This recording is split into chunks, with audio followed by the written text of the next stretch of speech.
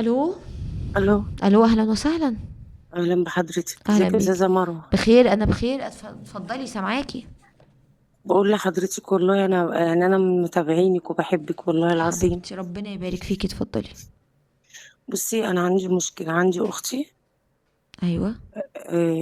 انا الكبيره، يعني انا اكبر منها بكام سنه، بس انا مم. مش قادره اسيطر عليها خالص.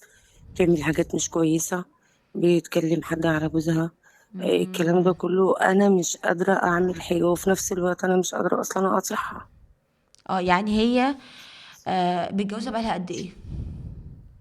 بقالها اكتر من 25 سنه. 25 سنه، وعارفه حد على جوزها؟ اه. ثانيه واحده، اديني ثانيه بس عشان ما انساش. عايزه بيانات الناس. عارفه حد على جوزها بقالها قد ايه؟ بقالها فترة، يعني أنا بسمع من بره، وكذا مرة أقول لها تعالي أنا عايزاكي أقعد معاها أكلمها. هي بتبقى فاهمة، بتهرب مني. أسلوبها وطريقتها في الحياة مش عاجباني. أنا غيرها خالص. أنا بتقي ربنا في كل حاجة بعملها. هي مش عايزة كده، وأنا برضو عشان خاطر صلة الرحم أنا مش عايزة أقاطعها. او جوزها آه، ما خدش باله من حاجه؟ لا والله، هي بصي جوزها مغلوب على أمره، مفيش مكان أصلا يقعد فيه، وهي قاعدة في شقة أهلي. ويعني مفيش مكان يقعد فيه، ليه هو فمضطر اتجوزها إنه فين؟ هو الأول اتجوزها بره، وبعد كده بقى مشاكل ومصاريف ودنيا ودين، فجبناها قعدت في الشقة بتاعت والدها. طب وطالما كده وهي في حد تاني، ليه ما بتطلقش منه؟ والله، اما بتيجي تكلميها تقول لك لا مفيش، ما بيحصلش، وطبعا احنا في حتة شعبية والناس بتتكلم، بس وانا انت ما شفتيش يعني. حاجة يقينا بعينيكي؟ لا لا، طبعا شفت. شفتي؟ اه، هو كلام. لا، يعني هي ما انا بتتكلم. عايزة اعرف، اصل في فرق بين بيقولوا وشفت. لا، شفت. بتتكلم. هي بتتكلم، هو كلام. اه يعني عارفاه عن طريق الموبايل يعني بس؟ اه. نصحتيها، اتكلمتي معاها؟ ليه يا حبيبتي؟ ومين ده وعايز ايه منك؟ يعني دار بينكم كلام؟ سامعاني يا حبيبتي؟ الو. الو.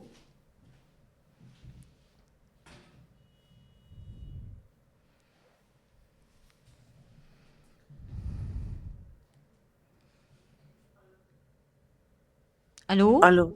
ايوه ايوه، مع بقولك حضرتك. نصحتيها، اتكلمتي معاها؟ اتكلمت معاها كتير. قلت لها الاسلوب دوت مش بتاعنا، احنا مش متربيين كده. آه هي بقى ماشيه كدهوت، وانا مش، يعني بصراحه ربنا انا وبتبقى مش مع عارفه شخص اعمل واحد ايه. ولا ده اتكرر مع كذا شخص؟ لا لا، هو ده بس. هو شخص واحد. امم. وعندها ولاد؟ على تلاتة. وحد عرف فيهم حاجة؟ البت. يعني جوزها عارف بس ما عشان ملوش مكان ساكت؟ هي لما بيتخانقوا هي وبنتها، بتبتي بتقول لها. اه فجوزها ساكت. امم. لا حول ولا قوة إلا بالله. لا حول ولا قوة إلا بالله. انا مش عارفه اعمل معاه ايه، انا عملت معاها المستحيل. انا وقفت جنبها بما فيه الكفايه. بس هو الموضوع ده بس اللي مضايقني ومعفرتني، ومش مخليني مركزه في حاجه، ومش عايزه اقاطعها بعد ما اتجنب منها. انت ارجع اقول والدك ماما. والدتك عايشين؟ لا. مش عايشين. يعني انتوا الاتنين بس؟ اه. لما بتزعلي منها بتتأثر ولا مش فارق لها؟ لا، مش فارق لها. اه يعني عادي. اللي هي امم. بركة اني زعلت عشان ما تقوليش الكلمتين اللي يضايقوني. امم.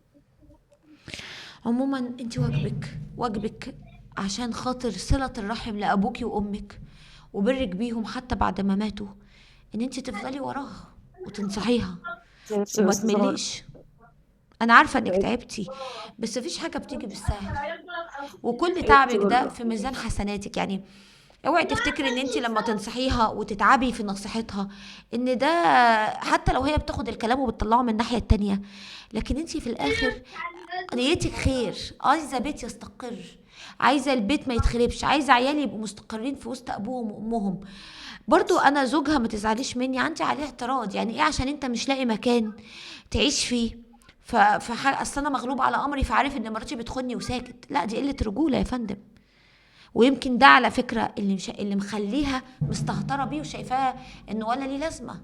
لان مهما كان لو هينام في الشارع المفروض ما يقبلش عقلك كرامته فكره ان مراتي عارفه عليا حد، حتى لو بالتليفون.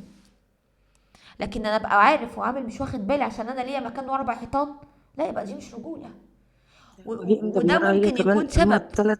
هما التلات عيال كمان عندها. هما متدمرين، التلات عيال عندها متدمرين. البت كانت مجوزاها عيل بيبيع مخدرات وسجن والكلام دوت لما طلع انا عايزه، هو اللي عايز يطلق. طب يا ابني انت عايز تطلق، اديها حقها، هي ما خدتش حاجه، هي سابت كل حاجه وجت قعدت معانا. لا، بيلفوا يعني. جابوا الواد قعدت معاه وبعدين وبرضه هي بيلفوا من جوزت ورايا. بنتها وابوها فين؟ ما كانش ليه دور برضه قاعد لا يتفرج؟ لا لا لا لا لا، ملوش دور نهائي في اي طب حاجه. هو ده، ما هو ده سبب على فكرة، ده سبب رئيسي. ما هي اختك شايفة جوزها ملوش لازمة. هو ملوش وانا دور في انا اي مش حاجه. ببرر لها، مفيش مبرر ابدا للخيانة او ان احنا نغضب ربنا. لكن اي ست في الدنيا بتبقى عايزة راجل تتحمى فيه يبقى سندها. لكن ده ملوش لازمة. يعني هي القرارات كلها هي بتاخدها، حتى لو كانت غلط محدش بيراجعها. لا، قراراتها كلها هي اللي بتاخدها، وهي اللي بتعمل كل حاجة وبتمشي غلط وما بتسمعش لحد وبعدين أنا أختها. أنا مش عايزاها وحشة، أنا عايزاها أحسن حد. اكيد اكيد اكيد. فأنا عايزاها أحسن حد، وأنا يعني أنا بتقي ربنا في كل حاجة. وأنا مش عايزة أقطعها أقول عشان خاطر صلة الرحم، عشان ربنا ما يعاقبنيش أنا. بس أنا يا أستاذة بصي، مروة انا مش مش طالبه ان قادرة. انت تقطعيها، ولكن انا عارفه ان انت رافضه اللي بتعمله. خلاص خدي موقف منها.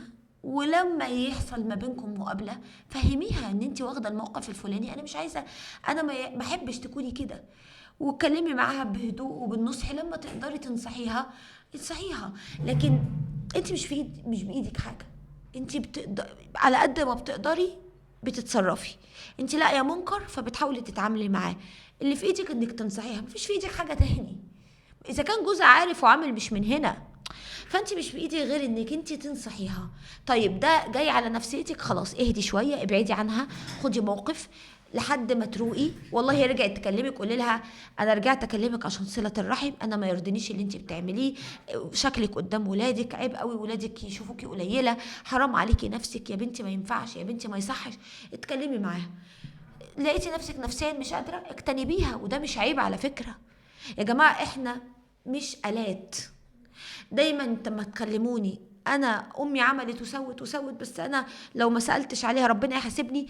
ربنا مش ماسك لنا الدنيا، مش ماسك لنا ورقه وقلم. ربنا عالم بينا، احنا صنعته، خلقنا وعارف نستحمل ايه وما نستحملش ايه.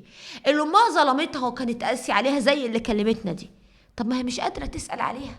كل ما باجي اسال عليها بفتكر كل قسوتها عليا وظلمها ليا، فمش قادره. هتحاسبني يا رب؟ لا. ربنا اكبر واعظم من انه يتجاهل احساسنا. ربنا حاسس بينا ومطلع. طيب اللي بيجاهد نفسه هيثاب وهيؤجر على ده. يعني انا فلانه ضايقتني وعذبتني ومرمطتني امي، وانا رغم ذلك باجي على نفسي وارضيها واروح اسال عليها عشان خاطرك انت يا رب. ده انت اجرك مضاعف، وانت اجرك مضاعف. طب لو انا ما عملتش كده ربنا مش هيحاسبك، لانك مش قادر. مش بيحملك فوق طاقتك، هو خلقك مش هيحملك فوق طاقتك. انت بتنصحي اختك، بتنصحيها مره واتنين وعشرة، وهي لا حياة لمن تنادي، ماشية مع حد وفرحانة بيه وفرحانة باللي بيقوله لها وعارفة انها بتغلط ومش هاممها، بس انت نصحتيها. طب جيت في مرة تعبت، انا ما بقتش قادرة يا رب ابص في عينيها، ما بقتش قادرة يا رب ابص لها، خايفة من سمعتها على نفسي وعلى عيالي، خلاص اعتزل ما يؤذيك، خدي موقف. طب ما انا ربنا يحاسبني، ده صلة رحم.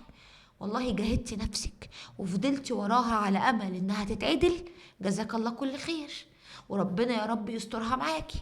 طب مش قادرة يا رب، مش قادرة ابص لها، لما بشوفها بتضايق، متضايقة انها انا نصحتها بدل المرة مليون وما استجابتش، خلاص تعبت، خلاص خدي هدنة على الاقل، خدوا هدنة، خدوا هدنة وتصالحوا مع نفسكم وحبوا نفسكم قبل ما تحبوا اي حد. ومحدش ينام زعلان، ما تناموش مقهورين وزعلانين. عشان الصحة ما بتتعوضش. الصحة دي كنز، كنز على رؤوس الأصحاء.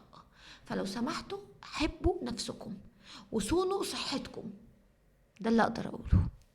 للأسف الحلقة خلصت بسرعة جدا كالعادة، وبفكركم دايما بموعدنا، بنكون أربع وخميس الساعة 9 مساء على شاشة قناة هي على الهواء مباشرة، ويوم السبت الساعة 8 مساء على صفحة حكايات على الفيسبوك. الصفحة 10 مليون متابع عشان محدش يتلخبط، صفحة حكايات 10